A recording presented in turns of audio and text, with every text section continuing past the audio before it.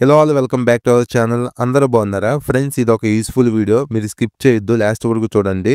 ఈ వీడియోలో బైక్లో ఫైర్ యాక్సిడెంట్ జరగడానికి రీజన్స్ ఏంటి, అలా జరగకుండా ఉండటానికి టిప్స్ గురించి ఈ వీడియోలో క్లియర్గా డిస్కషన్ చేస్తాను. సో మీరు స్కిప్ చేయకుండా లాస్ట్ వరకు చూడండి. ఇంకా లేట్ చేయకుండా టాపిక్లోకి వెళ్ళిపోదాం. టాపిక్ని స్టార్ట్ చేసే ముందు ఫస్ట్ ఆఫ్ ఆల్ నాకు జరిగిన పర్సనల్ ఎక్స్పీరియన్స్ను మీతో షేర్ చేసుకుంటాను.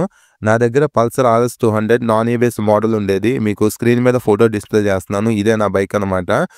సో నేను వాటర్ సర్వీసింగ్ చేయించి బైక్ని తీసుకొచ్చి ఇంటి ముందు పార్క్ చేసిన వెంటనే ఫ్రంట్ డూమ్ దగ్గర నుంచి వైట్ స్మోక్ వచ్చింది. మేము పక్కనే ఉన్నాం కాబట్టి ఆ స్మోక్ ఫైర్ కాకుండా వెంటనే మేము ఆల్పేసాం. ఏంటని చూస్తే ఫ్రంట్ హెడ్లైట్ కాయిల్ ఉంటుంది కదా, అది షార్ట్ సర్క్యూట్ జరిగింది వాటర్ పడటం వల్ల. సో జస్ట్ మిస్లో వెహికల్ అనేది కాలిపోయేది, కానీ మేము ఉండటం వల్ల సేవ్ అయితే అయ్యింది. తర్వాత మేము సర్వీస్కి వెళ్ళినప్పుడు కూడా ఇద్దరు ముగ్గురికి ప్రాబ్లం జరిగినట్టుగా వాళ్ళు చెప్పారు. సో ఈ ఫైర్ యాక్సిడెంట్స్ అనేవి రెగ్యులర్గా జరిగే ప్రాబ్లం కాదు, పెద్దగా భయపడాల్సిన అవసరం లేదు. కానీ సో మనం ఇంకా కేర్ఫుల్గా ఉంటే ఈ ప్రాబ్లం అనేది అసలు జరగకుండా మనం చూసుకోవచ్చు. ఫస్ట్ ఆఫ్ ఆల్ బైక్స్లో ఫైర్ యాక్సిడెంట్ జరగడానికి రీజన్స్ ఏంటో ఇప్పుడు మనం తెలుసుకుందాం. నేను ఈవీ వెహికల్స్ మీద కూడా ఒక వీడియో చేసి అప్లోడ్ చేస్తాను, అది మిస్ అవ్వకుండా ఉండాలంటే ఛానల్ సబ్స్క్రైబ్ చేసుకోండి.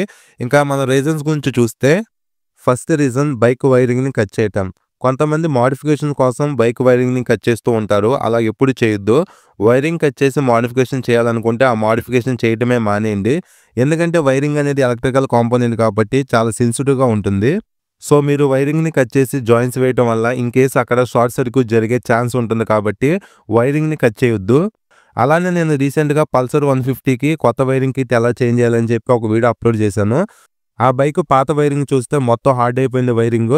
అలానే ఫ్యూజ్ బాక్స్ లేకుండా డైరెక్ట్ చేశారు, మొత్తం జాయింట్స్ ఉన్నాయి. వైరింగ్ అనేది అలా ఉంటే చాలా ప్రమాదం.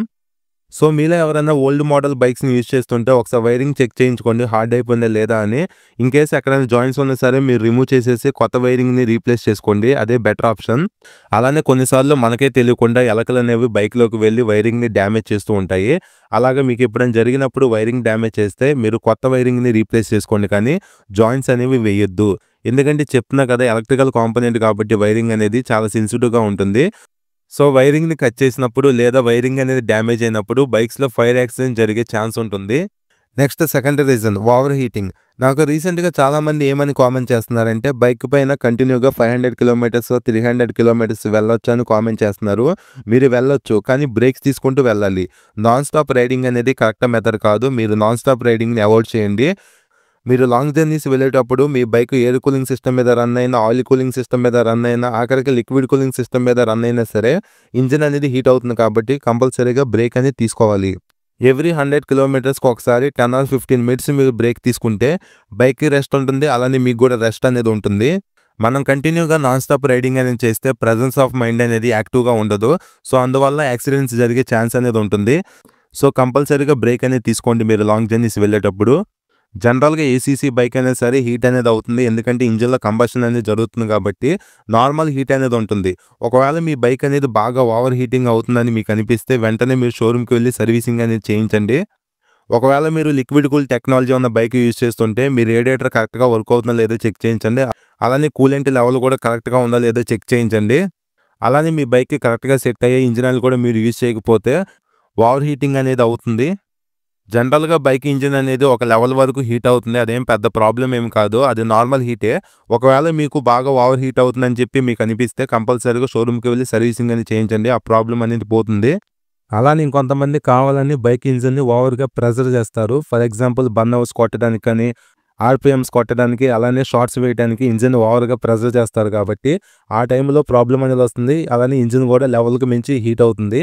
సో ఇలాంటి రీజన్స్ వల్ల కూడా ఫైర్ యాక్సిడెంట్ జరిగే ఛాన్సెస్ ఉంటాయి. Next third reason faulty fittings.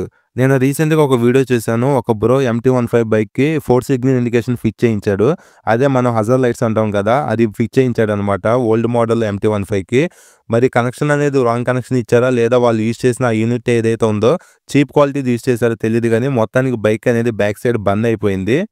So ఇలాగ మీరు అడిషనల్గా మీ బైక్ ఏదైనా ఫిట్టింగ్ చేసేటప్పుడు యూజ్ చేసే ఆ మెటీరియల్స్ ఏముంటాయో క్వాలిటీ యూజ్ చేయండి. ఎందుకంటే చీప్ క్వాలిటీ ఐటమ్స్ మీరు ఇంటర్నల్గా కానీ అవుటర్నల్గా కానీ యూజ్ చేసేటప్పుడు అవి ఫెయిల్ అయ్యే ఛాన్సెస్ ఉంటాయి కాబట్టి మంచి క్వాలిటీ ఉన్న బ్రాండెడ్ ఐటమ్స్ మాత్రమే మీ బైక్కి ఫిట్ చేయించుకోండి, కానీ లో క్వాలిటీ ఐటమ్స్ని ఫిట్ చేయించుకోవద్దు. ఇన్ కేస్ అవి ఫెయిల్ అయితే ప్రాబ్లం అనేది ఫేస్ చేయాల్సి వస్తుంది. సో ఇలాగే అడిషనల్గా ఫిట్టింగ్స్ ఏమైనా చేయించేటప్పుడు కనెక్షన్ అనేది ప్రాపర్గా చెక్ చేసుకుంటూ చేయండి. అలానే ఫాల్టీ ఫిట్టింగ్స్ లేకుండా కూడా చూసుకోండి. ఎందుకంటే వీటి వల్ల కూడా ప్రాబ్లమ్ అయ్యే ఛాన్స్ ఉంటుంది కాబట్టి కేర్‌ఫుల్‌గా ఉండండి. నెక్స్ట్ ఫోర్త్ రీజన్ వాటర్‌లో ఎక్కువగా తడవటం. చాలామంది బైక్‌ను ఎండలోను, వానలోను, మంచులోను అలా వదిలేస్తూ ఉంటారు. ఎందుకంటే ఇంటి దగ్గర సరైన ఫెసిలిటీ లేక. ఒకవేళ మీ ఇంటి దగ్గర వెహికల్‌ని పార్క్ చేయడానికి ఫెసిలిటీ అనేది సరిగ్గా లేకపోతే ఒక మంచి వాటర్ ప్రూఫ్ కవర్ అనేది కొని మీ బైక్‌కి యూజ్ చేయండి. ఆ కవర్ మీ బైక్‌ని అన్ని కండిషన్‌లో నుంచి ప్రొటెక్ట్ చేస్తుంది. ఇంకొంతమంది రెగ్యులర్‌గా వాటర్ సర్వీసింగ్ అనేది చేస్తూ ఉంటారు. అలానే నైట్ టైమ్ కూడా చేస్తూ ఉంటారు. అలానే మీ బైక్‌కి వాటర్ సర్వీసింగ్ ఈవినింగ్ టైమ్స్‌లోను అలానే నైట్ టైము చేయించొద్దు. ఎంతవరకు పగలే చేయించండి. అలానే వాటర్ సర్వీసింగ్ చేయించిన తర్వాత మెయిన్ ప్లేసెస్‌లో ఎయిర్ అనేది కంపల్సరీగా కొట్టించండి. సర్వీసింగ్ చేసిన వెంటనే వెహికల్ అనేది స్టార్ట్ చేసి రైడ్ చేయొద్దు. అట్‌లీస్ట్ హాఫ్ అన్ అవర్ అన్నా సరే వెహికల్‌ని ఎండలో ఉంచిన తర్వాత మీరు బైక్‌ని యూజ్ చేయండి. ఎందుకంటే పర్సనల్‌గా నా లైఫ్‌లో జరిగింది కాబట్టి ఈ పాయింట్‌ని మీకు మెన్షన్ చేస్తున్నాను. వాటర్ సర్వీసింగ్ చేయించిన వెంటనే వెహికల్‌ని స్టార్ట్ చేసి రైడ్ చేయొద్దు. మీరు కొత్త వెహికల్ యూజ్ చేస్తుంటే మార్నింగ్ ఒక క్లాత్ తీసుకొని డైలీ క్లీన్ చేసుకోండి. మీ వెహికల్ అనేది నీట్‌గానే ఉంటుంది. మీరు బైక్‌కి ఒక మంచి కవర్ యూజ్ చేయకుండా ఎండకి, వానకి అలా వదిలేస్తే పార్ట్స్ అనేవి డల్ అయిపోతాయి. పెయింట్ కూడా బాగా డల్ అయిపోతుంది. కొత్త వెహికల్ అయినా సరే త్వరగా ఓల్డ్ లుక్‌లోకి వచ్చేస్తుంది పెయింట్ డల్ అయిపోవటం వల్ల. సో, ఇది గమనించండి. నెక్స్ట్ ఫైనల్ రీజన్ మెయింటెనెన్స్ అనేది సరిగ్గా లేకపోవడం. బైక్‌కి టైమ్ టు టైమ్ సర్వీస్ చేపిస్తేనే వెహికల్ అనేది ఎటువంటి ప్రాబ్లమ్ లేకుండా పర్ఫెక్ట్‌గా రన్ అవుతూ ఉంటుంది. ప్రెజెంట్ మనం BS6 బైక్స్‌ని యూజ్ చేస్తున్నాం కాబట్టి ఇందులో ఎక్కువగా సెన్సార్ సిస్టమ్ మీద బైక్స్ అనేవి రన్ అవుతాయి కాబట్టి కంపల్సరీగా టైమ్ టు టైమ్ సర్వీస్ అనేది చేపిస్తూ ఉండాలి. చిన్న ప్రాబ్లమే కదా తర్వాత చూసుకుందామని కాకుండా ఏ ప్రాబ్లమ్ వచ్చినా సరే వెంటనే రెక్టిఫై చేపిస్తూ ఉంటే వెహికల్ అనేది పర్ఫెక్ట్‌గా ఉంటుంది. ఇది గమనించండి. అలానే మీ అందరికీ తెలిసిన పాయింటే పెట్రోల్ కూడా ఫుల్ ట్యాంక్ అనేది మెయింటైన్ చేయొద్దు. కొంచెం తగ్గించే మెయింటైన్ చేయండి.